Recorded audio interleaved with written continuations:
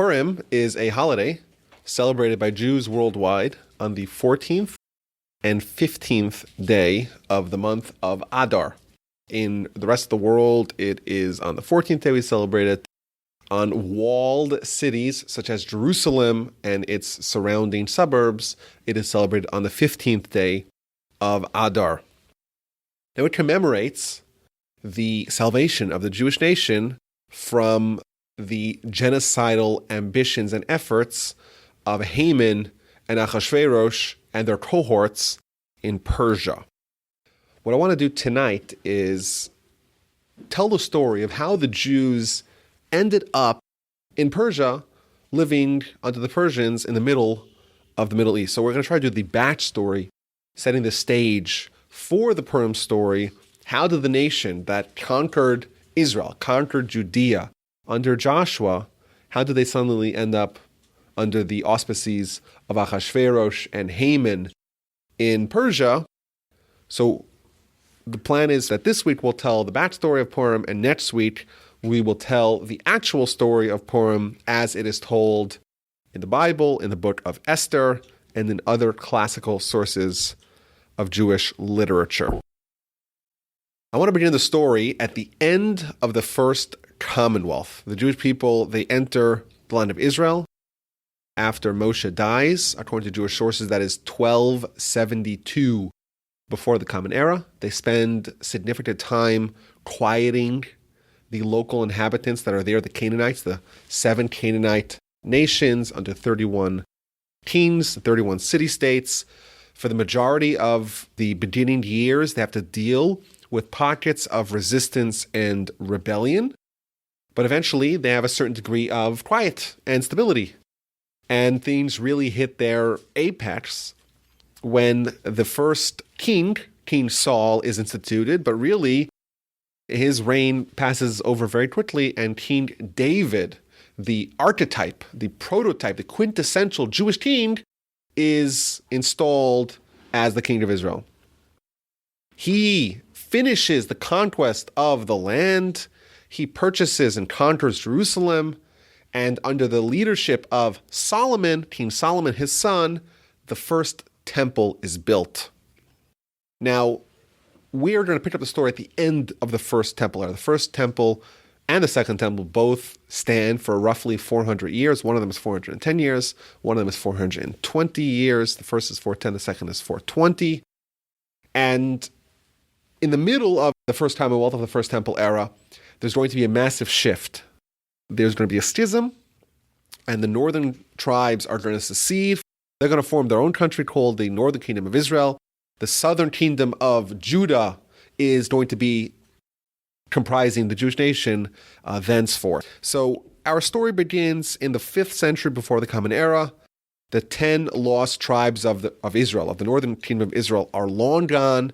They were conquered by the Assyrians under Sennacherib, and they were resettled to parts unknown and replaced instead by people called the Samaritans.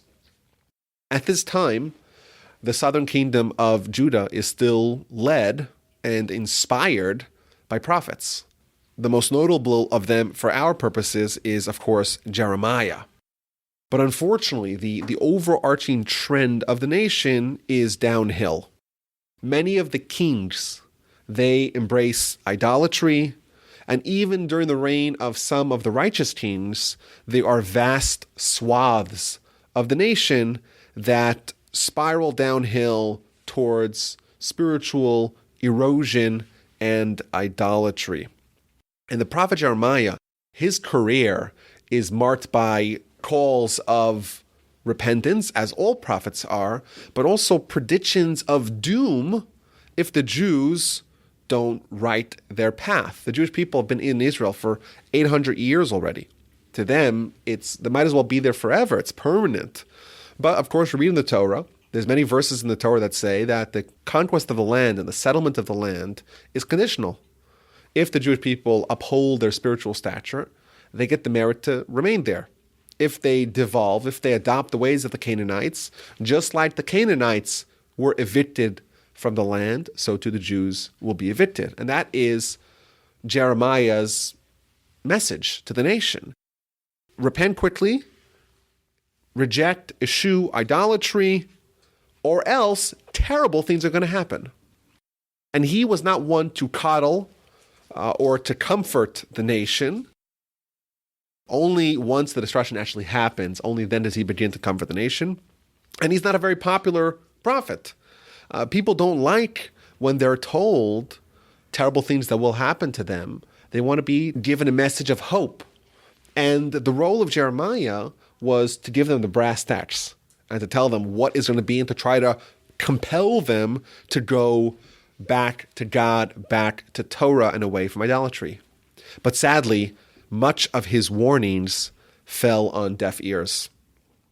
At the time, the ascendant empire was the Babylonian Empire, and they were committed to capturing the entirety of the land controlled by the previous mega empire, the Assyrians, and that of course included Judea. So what to do? Do we resist these new Babylonian conquerors? Do we submit ourselves to them, become a vassal state to them? So Jeremiah is of the opinion to submit to the Babylonians, to give in to them, to accept their rule. But the Jewish king, Jehoiakim, he decides to launch a rebellion against the Babylonians, which was very foolish. And you would imagine that his philosophy was, well, we have God on our side and we win every war because we're the Jews and we've been here for forever and no foreign invader is going to conquer us. But sadly, he was mistaken. And Jeremiah is publicly opposing this revolt, and he's prophesizing about exile, about dispersion, about sadness, about things all heading south. And he's even writing prophetically the book of Lamentations, the book of Echa, the book that we read on Tisha B'Av, the book that details and outlines the desolation of Jerusalem and the terrible things that happened. And for his trouble, he's flogged and he's arrested and he's imprisoned. And there's even death threats that he has to face. And there's imposters, there's fake prophets that are comforting the nation and comforting the king, saying, no, don't worry, nothing bad's going to happen to you. And they even take the scrolls of his prophecy and they burn them. As would be expected, this initial revolt is absolutely silenced by the Babylonians, but this does not lead to a total destruction of all of Judea. Instead, what they chose to do was to take the cream of the crop, take the leaders, the movers and shakers of the nation, and if you take that class away, the leaders are gone, that's very likely or more likely to mitigate the risk of future rebellion. And they figured, the Babylonians did, we're not going to destroy Judea, we're just going to take away from them the people who could potentially lead a rebellion, and that way we will ensure that a future rebellion will not happen. So the king is taken away, and many prophets taken away, and many people who ran industries, and all those people are taken to Babylon, and they're removed from Judea. A new king is installed, Tzidkiyahu, or Zedekiah, and he's there for several years. He's not really viewed as a very strong leader, which is probably the reason why the Babylonians chose him to begin with. But he, quite foolishly, he launches a revolt again against the Babylonians. It seems likely that he wasn't really the power player. It was more his advisors, but he agreed to have this revolt under his reign. Jeremiah again objects, and again he is thrown into prison. And the military situation begins to deteriorate quite seriously, and the king calls on to Jeremiah. They extract him from prison, and they have a serious conversation. And the book of Jeremiah in chapter 38 details this conversation. The king says to him, okay, I want to know what's actually going to happen. Don't sugarcoat anything for me. And the prophet tells him, if I don't sugarcoat it, you might not be happy. And if you're not happy, you might feel a distinct urge to shoot the messenger. So the deal is, I'll tell you what God has planned for you on the condition that you don't kill me. So Tzidkiyahu, Zedekiah, he swears in God's name that he's not going to harm Jeremiah or not to allow others to harm. And Jeremiah tells him very clearly, you better submit and surrender to Babylon. If you do that, your life will be spared. The life of your children will be spared. Jerusalem won't be destroyed. However, if you continue the revolt, the Babylonians will burn down the entire city, will destroy Judea, will take you hostage. Things are really bad. This is not quite what Tzidkiyahu was expecting. And he was worried that if this message goes out, that's going to disempower the revolt, and it's going to spread fear in the ranks of the troops.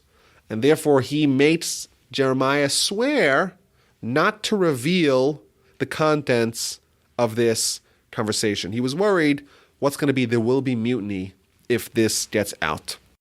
So he tells him, if anyone asks you what happened, what did we talk about? Just tell them that we talked about other things. You try to get out of prison, whatever.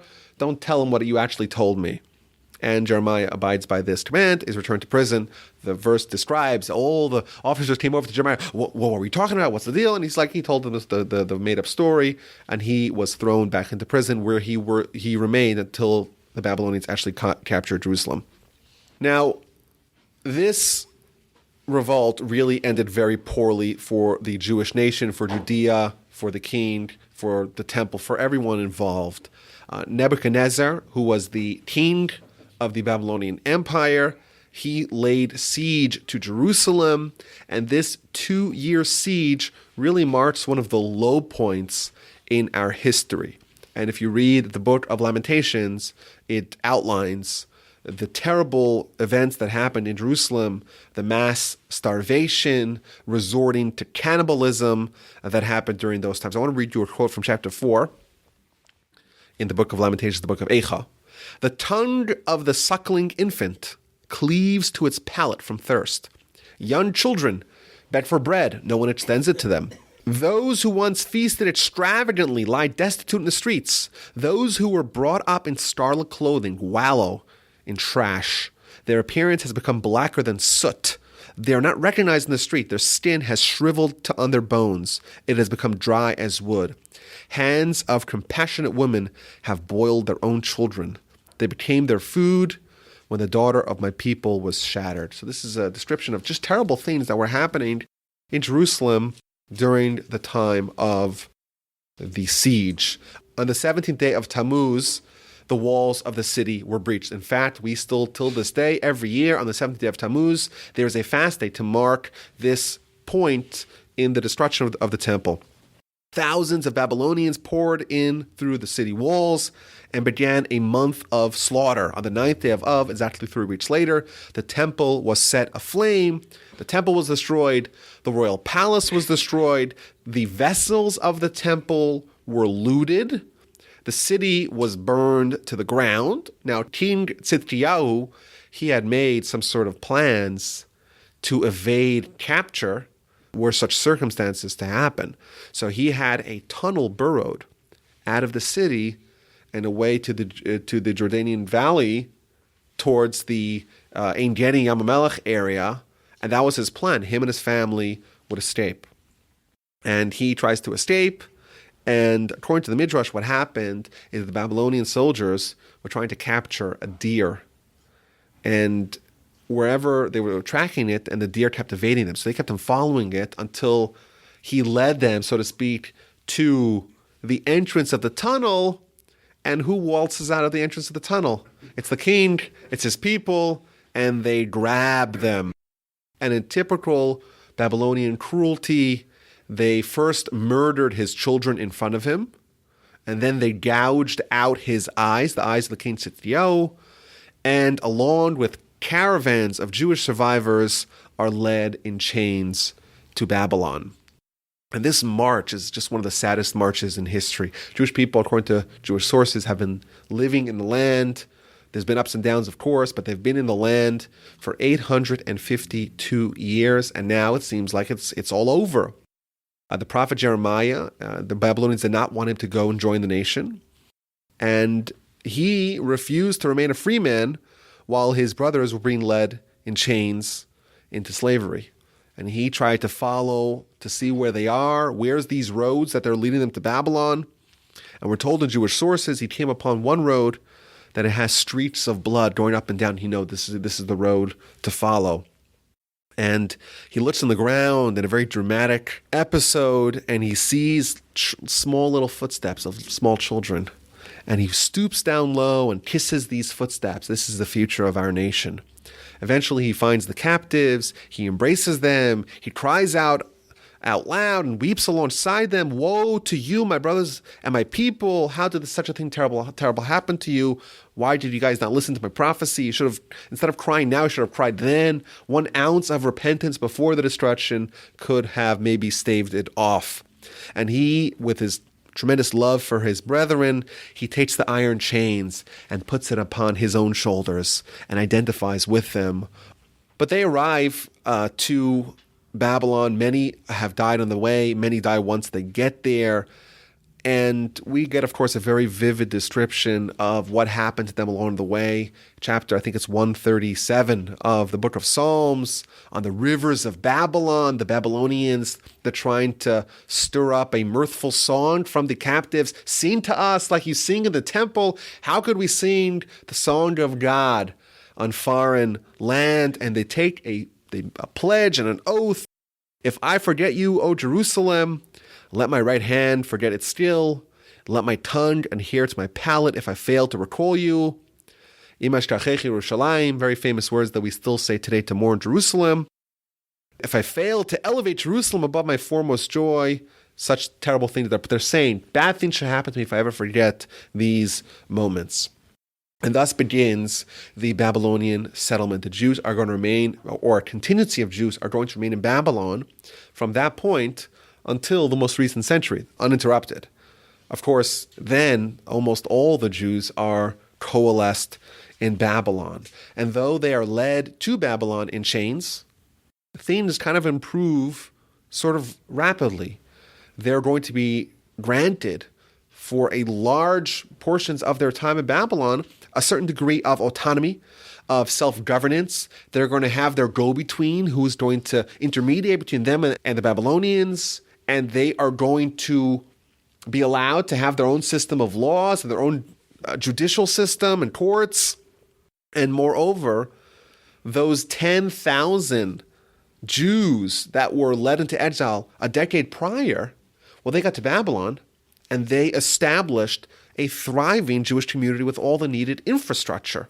And the Talmud points out that this is an example of God giving the antidote before the malady, that the remedy for the plight of the Jewish nation, where they're going to come to Babylon, and what's going to be with them? How are they going to have continuity? How are they going to have a community that's going to be able to thrive and absorb all these traumatized immigrants? What's going to be with them?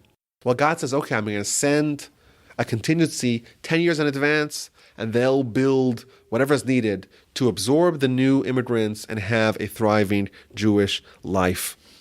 Jeremiah tells them, you're going to be here for a while. Pitch your tent. Tells them to build houses, settle down, plant gardens, eat your fruit. This is going to be a place where you're going to be for a little bit. Marry women, bear children, take wives for your sons, give your daughters husbands, settle down. This is your new home. Get used to it. And the Jews, indeed, in Babylon, they settled in towns along the Euphrates rivers, and they began that civilization. Now, the king, Nebuchadnezzar, had a thing for Jewish advisors. The Jews, as they are today, were quite capable, competent, quite clever, honest, and he selected a cadre of young Jewish advisors to be in his inner circle. Most primary among them is, of course, Daniel. But in addition, we have other prophets like Hananiah, Mishael, and Azariah, very famous Jewish leaders who also were part of the advisory board of Nebuchadnezzar. And they tried to maintain their Jewish identity and their Jewish life and their Jewish practice and their Jewish standards despite being in Nebuchadnezzar's palace. And there's a major event that happens in Nebuchadnezzar's life that's going to raise the prominence of Daniel, but also it's a harbinger of God's plans for the Jewish nation and really the world stage going forward. Nebuchadnezzar is going to have a terrifying dream. It's so terrifying and so vivid, but he's going to forget it when he wakes up. And in his dream, he sees a huge statue whose head is made of gold, its chest and its arms are made of silver, its thighs are made of copper, its legs are made of iron, its feet and toes are part iron and part clay earthenware. And suddenly, this small little stone, this rolls up, it hits the statue, and it breaks, and it destroys, and fragments and shards of this statue start shooting in all different directions, and the small stone eventually grows into a mighty mountain. And the king wakes up, and he's all shaken up, and he knew he has a dream, and he knew it has some sort of meaning to him, but he forgets the dream. And of course, he doesn't know the dream's interpretation because he can't remember the dream. Quickly, he calls all his advisors and says, okay, what did I dream last night? And what does it mean?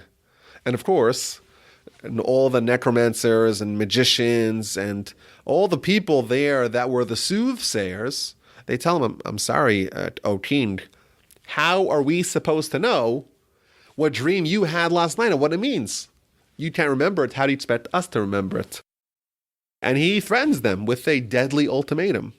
He says, either remember my dream for me, or I'm going to kill you all. And Daniel, thanks to the Almighty, reminds him of his dream. Moreover, he interprets the dream for him. And he tells him, this gold head, obviously it's descending in stature. There's the gold and the silver, and then it goes downhill from that. The gold head, well, that's you. That's Nebuchadnezzar. You're the greatest king and the greatest empire. You have everything. However, you're going to be usurped. And there's going to be the next level, the silver chest and the silver arms. That's going to be the Persians and the Medes. They're going to be the successors to your great empire. And then the thighs made of copper are going to be the Greeks. And the iron legs are going to be the Romans who ruled with an iron fist. And the partly iron and partly clay feet, that's referring to the Christians and the Muslims, the other great empires that are going to be the next on the world stage.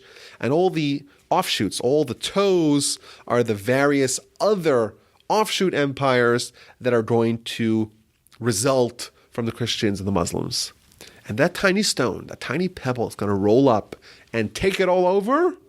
That's a reference to Messiah. The Messiah is going to come and overthrow all these mighty kingdoms and then establish itself, the Messiah himself, as the kingdom to rule them all.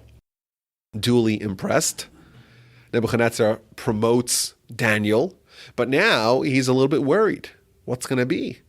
He just essentially accepted the prophetic interpretation of a dream that spelled the demise of Nebuchadnezzar and his empire. So he decided to have a huge statue of his own likeness erected and make everyone bow and to submit the nation, that to minimize the likelihood of rebellion, let's make sure everyone has it baked into them that we are totally subject to Nebuchadnezzar and we bow and prostrate ourselves before him. And of course, the Jews will have no part in it. And particularly the three other advisors, Hananiah, Mishael, and Azariah, they say we ain't bowing down to it. And Nebuchadnezzar says, you better believe you will. And he says, oh, well, we don't. Well, okay, I'm going to kill you all. We don't care. So he makes a fire in a furnace, and he heats it up to 7 times the normal heat. And he takes these people, and he binds them up, and he chucks them into the fire. And the fire shoots out and consumes the soldiers that are leading Hananiah, Mishael, and Azariah to the fire. He doesn't care. We're going to watch him burn anyhow. But miraculously, they see in the fire, amidst the conflagration, there's not 3, but there's 4 figures. And they seem to be totally fine. They're remarkably unharmed. An angel was sent by God to go save these three heroes. And of course, Nebuchadnezzar now is a little shaken by this. He pulls them out and does no harm to them. And indeed, until this day, we remember and herald that event on Yom Kippur. We invoke this. God who answered Hanani, Mishael, and Azariah amidst the fiery furnace, answer us as well. Now, after Nebuchadnezzar died, there were only two more Babylonian kings. And we see this again and again throughout history, is that an empire seems invincible. It seems like it will never diminish in stature and influence and power.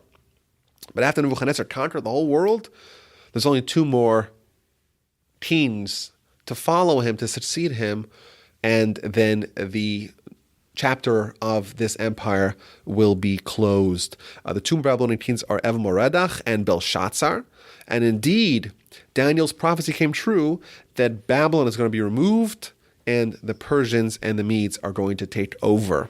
And the leadership of this next cadre is King Darius of Media and King Cyrus of Persia.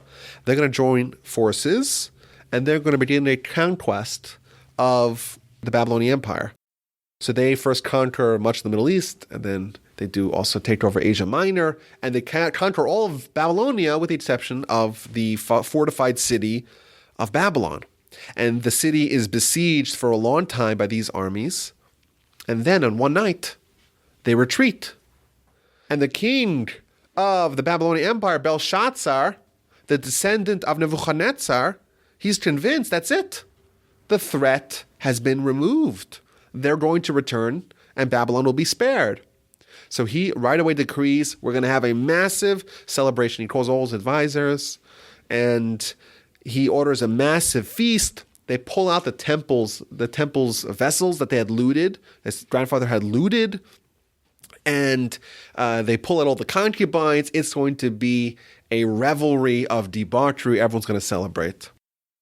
But amidst the celebration, the revelry was halted when everyone sees this disembodied hand appears and it starts to write a message on the wall. And this strange message in a strange language, and no one seems to know what it means. It's in Hebrew, it says, Menei menei tekelu farsan. What does that mean? And everyone is bewildered. Everyone's frightened. All the advisors, of course, are speechless. And no one seems to know what to do. And the queen remembers there was this Jewish guy, Daniel, many years prior. And the king, Nebuchadnezzar, he had his dream and no one seemed to know, and he seemed to know all the answers. Maybe we call him. So Belshazzar calls him and says, listen, I'm going to give you everything you want, great honor, great riches, everything.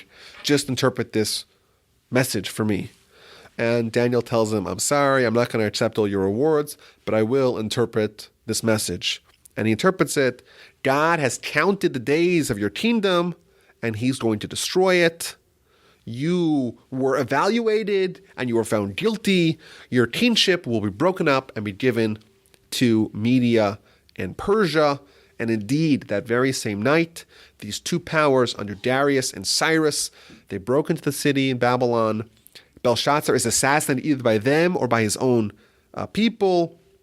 And Darius the Mede, the older of the two conquerors, he becomes the emperor, the king. And now the story of Babylon is now the story of the Medes and the Persians. Daniel is appointed to the high court of this new empire. That raises the envy and the ire of the other dignitaries, and they hatch a plan to derail Daniel. And they convince the king that we can't have all these offshoot religions. We have to have, everyone partake in the Zoroastrianism. None of this people praying to their own gods. And that they knew, of course, that Daniel would disobey this command. And he indeed prayed to God facing west towards Jerusalem 3 times a day nonetheless. And the enemies find evidence of his prayer to God. And they bring him to the king. And the king was quite fond of Daniel, but he knew that Daniel disobeyed his command. And it's important that disobeyed, rejected commands of the king do not go unpunished. So he agreed to have Daniel thrown into the lion's den. They take a bunch of hungry lions and they throw Daniel into the den. They cover it up. We'll pick up the pieces in the morning. And of course, we know the miracle. God is with Daniel. The lions don't touch him. When the king sees this great miracle, he has Daniel released, and he has Daniel's enemies thrown to the same lions with quite different results.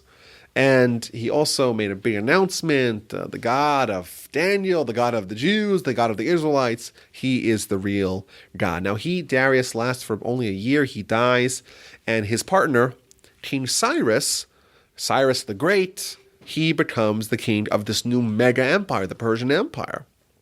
And in the first year of his rule, he issues a groundbreaking proclamation, the Cyrus's proclamation.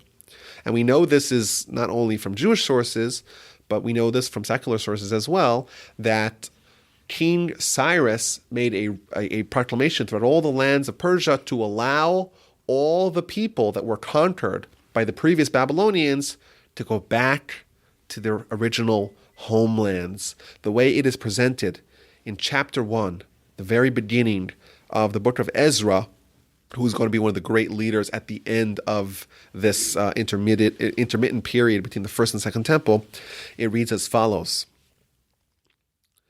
King Cyrus says, Hashem, God of heaven, has given me all the kingdoms of earth, and he has commanded me to build him a temple in Jerusalem, which is in Judah. Anyone among you from his entire people, may his God be with you, and let him go up to Jerusalem in Judea, and let him build a temple of Hashem, God of Israel. He is the God, which is Jerusalem. So he's essentially telling the Jewish people, go back to Israel, back to Judea, and go rebuild the temple. The temple was destroyed, 60 or 70 years prior. We're going to undo that. We're going to give you back your land, and we're going to give you back your right to worship freely. And a massive campaign is undertaken.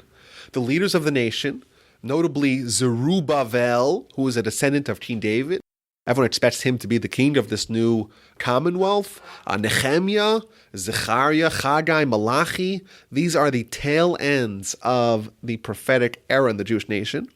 They call upon all Babylonian Jewry to heed the king's call and begin the plan to go back to Israel, back to Judea.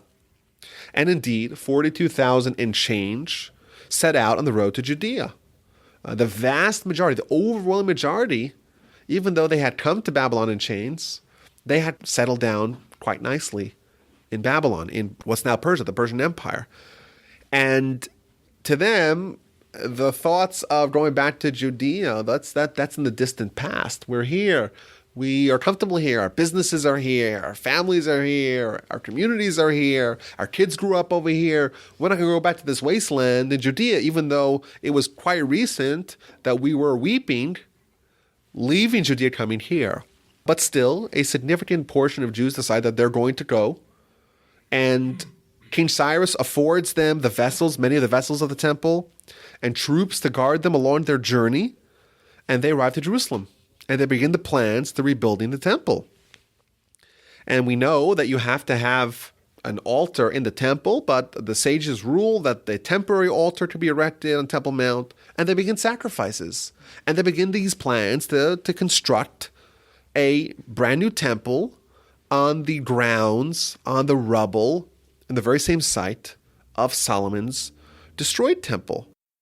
And there's a bunch of Levites there, they're in charge. There's great sages there to answer all the questions. And all the crowds, men, women, and children, young people and old people, they gather and they throng to witness this momentous historic event. We're going to lay the foundation stone upon which the new temple will be built.